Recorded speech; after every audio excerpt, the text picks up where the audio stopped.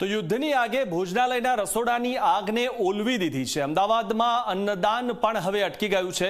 સ્વામિનારાયણ ભોજનાલયમાં સિલિન્ડરની અછત સર્જાઈ છે। મણિનગરમાં સ્વામિનારાયણ ભોજનાલય બંધ થયું છે, ત્યારે અમદાવાદમાં ગેસની અછતના લીધે ભોજનાલયને હવે તાળા લાગી ગયા છે। મણિનગર સ્વામિનારાયણ મંદિર સંચાલિત છે ભોજનાલય। સિનિયર સિટીઝન સહિતના લોકોને ધક્કા પડી રહ્યા છે। સામાજિક સંસ્થાઓને પૂરતો ગેસ આપવા માંગ ઉઠી છે। જરૂરિયાતમંદ લોકોને ભોજન મળી શકે તે માટે માંગ ઉઠી છે। અહીંયા આજે ભોજનાલય અત્યાર સુધીમાં ચાલતું હતું, પરંતુ જે રીતે હવે યુદ્ધ આગળ વધી રહ્યું છે, અહીંના રસોડાની જે આગ છે તે ઓલવાઈ ગઈ છે, કારણ કે અહીંયા પણ ગેસ નથી મળી રહ્યો।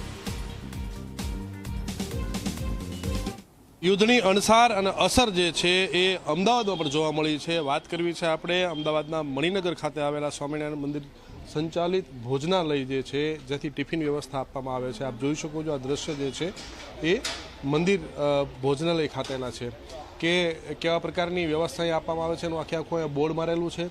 સાથે જ તે બીજી જો વાત કરવામાં આવે તો અહીંયા નીચેની તરફ જે છે એ તાળું પણ દેખાઈ રહ્યું છે। આ તાળું અહીંયા મારેલું છે, એટલે કે કહી શકાય કે જે યુદ્ધની ગેસની અસર જે છે એ ગુજરાત અને ભારતમાં જોવા મળી છે, એને લઈને આખું આ તાળું અહીંયા લાગી ગયું છે।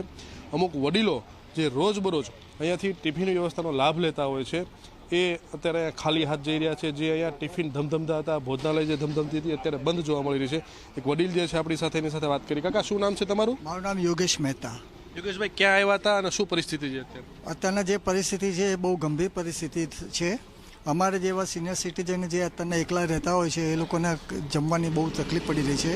અહીંયાથી અમને બહુ વ્યાજબી અને પૌષ્ટિક અને સારો ખોરાક મળતો હતો, એ હાલના તબક્કે ગેસની અછતના લીધે મળતો બંધ થયો છે અને ના છૂટકે અમારે બહારનું ખાવું પડે છે।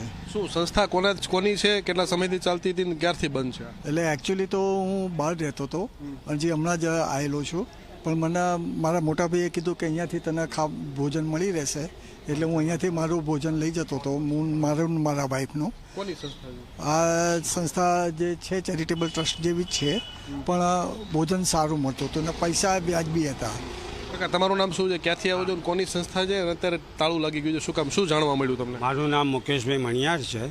હું નિયમિત બાલકૃષ્ણ હવેલી મણિનગર ખાતે આવું છું, છતાં આ ઉપરાંત ઘણી વખત અમે સિનિયર સિટીઝનો બધા ભેગા થઈ અને આ સ્વામિનારાયણ ભોજનાલયની અંદર ઘણી વખત અમે ઘરે પાર્સલ બી લઈ જતા હતા અને અહીંયા બી બેસી અને અમે રસોઈનો સ્વાદ માણતા હતા અને સારી વ્યવસ્થા ચાલી રહી હતી। પણ છેલ્લા 2-3 દિવસથી આ યુદ્ધની પરિસ્થિતિના હિસાબે કે ગેસના બાટલાની અછતને હિસાબે આ લોકોએ સંસ્થા બંધ કરેલ છે। હવે અમારું તો કહેવું એક જ છે કે ગવર્મેન્ટ કોઈ પણ હોય, પણ કોઈ પણ જાતની વ્યવસ્થા ક્યાંય છે નહીં અને આવી સામાજિક સંસ્થાઓને બંધ થવાથી અમને લોકોને ઘણી બધી તકલીફ ઊભી થાય એવું અમે અનુભવ કરી રહ્યા છીએ। તમારું નામ શું છે, ક્યાં આવ્યા હતા અને શું અત્યારે જવાબ મળ્યો? મારું નામ અમર ઉપાધ્યાય છે। અત્યારે હું અહીંયા જમવા માટે આવ્યો હતો અને હું રેગ્યુલર અહીંયા ઘણી વખત અહીંયા જમવા આવતો હોઉં છું।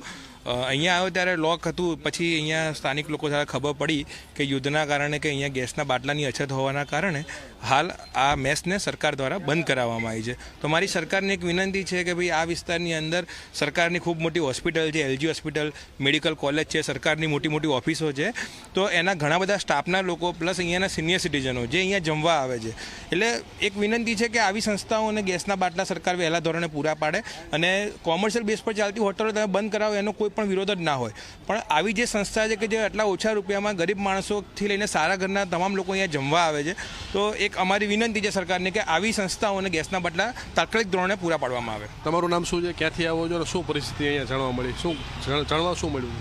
ધવલ બારોટ મારું નામ છે, મણિનગરમાં હું રહેવાસી છું। હાલ હું અહીંયા આગળ આવતા જોતા આ જે સંસ્થા ચાલતી હતી એ બંધ કરવામાં આવી છે। તો સરકારને એટલી વિનંતી છે કે ગેસને જો